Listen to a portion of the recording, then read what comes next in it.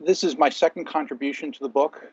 I'm the resident futurist for Clark Haywood, and the chapter was about the first one was about the future of media and practice.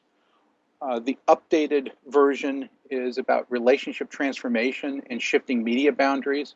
So it now includes social media, relationship management, and interaction as people start to have more power to have a conversation with media forms, journalists, bloggers, and other interactors in the marketplace.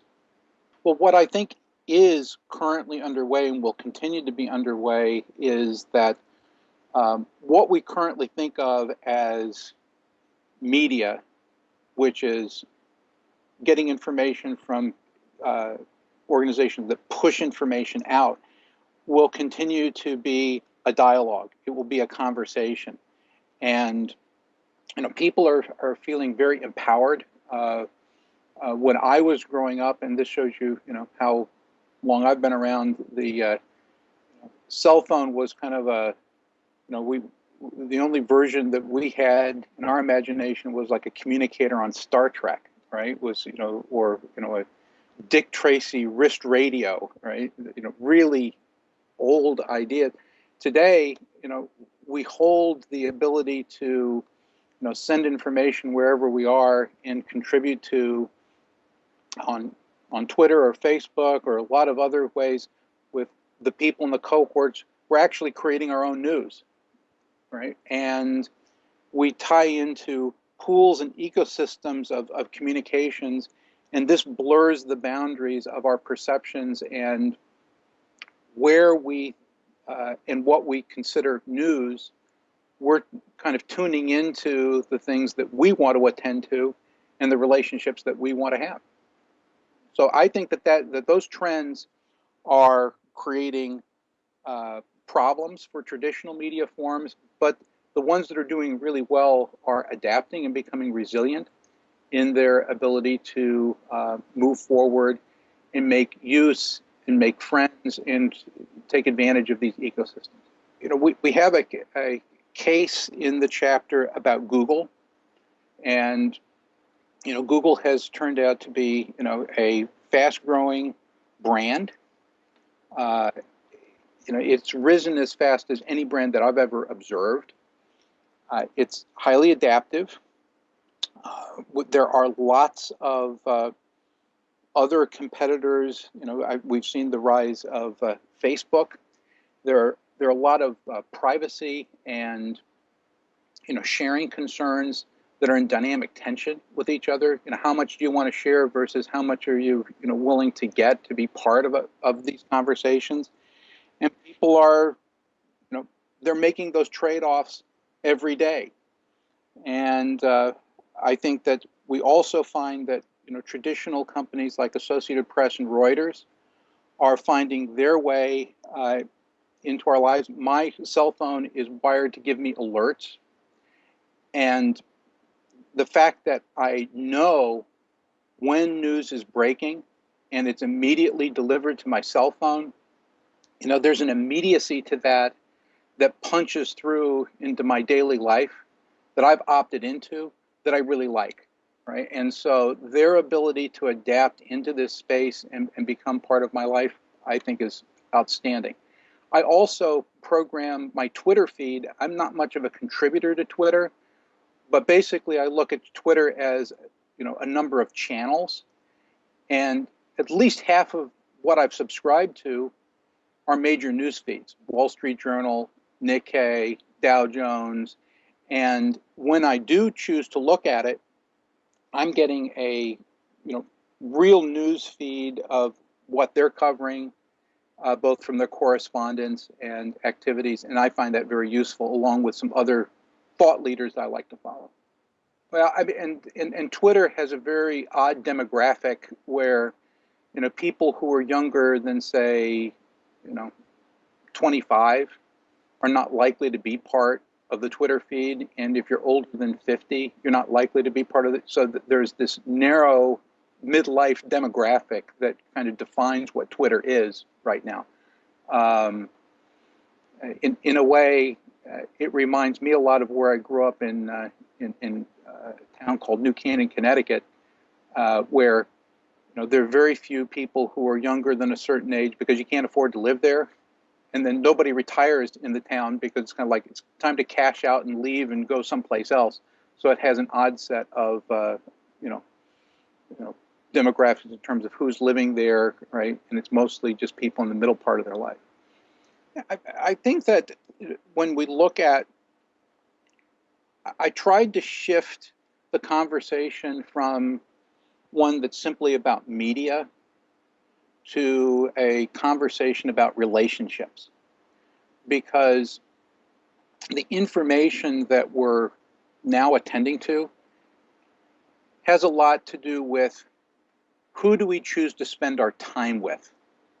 And we only come into the world with one thing that's ours to exchange, and that's time. We don't come into the world with money. We don't come into the world with possessions. We don't leave with them either. So we have one thing, and how we choose to spend our time, both with other people, whether we choose to increase the value of our time through education or who we relate to, what media forms we choose to attend to, all add up to a set of relationships that make our lives either more valuable or less valuable to others. And so what I guess the basic message that I want to leave with readers is, one, media is increasingly becoming a relationship, and two is what you choose to pay attention to and how you choose to use your time is either going to increase the value that people will want to spend with you in the future, or will decrease that value. And so these seem to be trivial daily decisions, but they're not actually trivial at all. They're extremely important. I teach a course and have been for about 7 years in market segmentation. And what I tell the students when they're doing research or they're trying to I said, there's the science of understanding markets and customers and what the preferences are of certain customer segments and what a company could do to satisfy those needs. Discovering those needs and getting the organization to do something about them is different. You actually have to get the ideas elected to office. It's like running a political campaign. And in any endeavor, you have to connect the inside of the organization to the outside world and the outside world to the inside of the organization. In doing that, you create this semi-permeable membrane where information and ideas can flow backwards and forwards. And it's important that you take the initiative as you enter the workplace to know how to run these and to create the coalitions just like you would on the outside to get a person elected to office. You've got to get your ideas elected to office inside the organization so that you're effectively getting a lot of people to move in a certain direction. And leadership has less to do with hierarchical, right? Where getting your ideas moved and acted upon. So that's one of the things that you normally don't get taught. And I think it's really important that people understand it and embrace it. I'll also say that the context of this book has a very strong public relations flavor to it. And I think that increasingly public relations as a profession is going to be increasingly important, because those practitioners that are going to be able to work with ideas and develop conversations as opposed to just pushing things out in the buy your way in media forms, is going to be an important part of how we get things done in enterprise, government, and organizations in the future. So it's an increasingly important profession, and one that I hope they, as they read this book and listen to all the authority that Clark has brought together, that they take advantage of and will blend in public relations ideas, whether they're in public relations or not.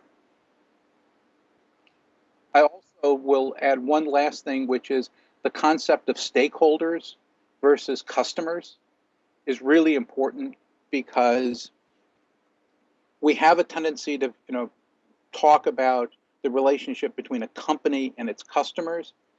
And of course, you don't have a business unless you have customers, unless you have people who are willing to exchange value with you. But the whole notion of stakeholders, which is all the people that have the ability to influence what you can and cannot do, what people give you permission to do as an organization, including customers, is a broader thought, and it's one that increasingly leaders in all types of organizations need to embrace to survive and thrive in the future.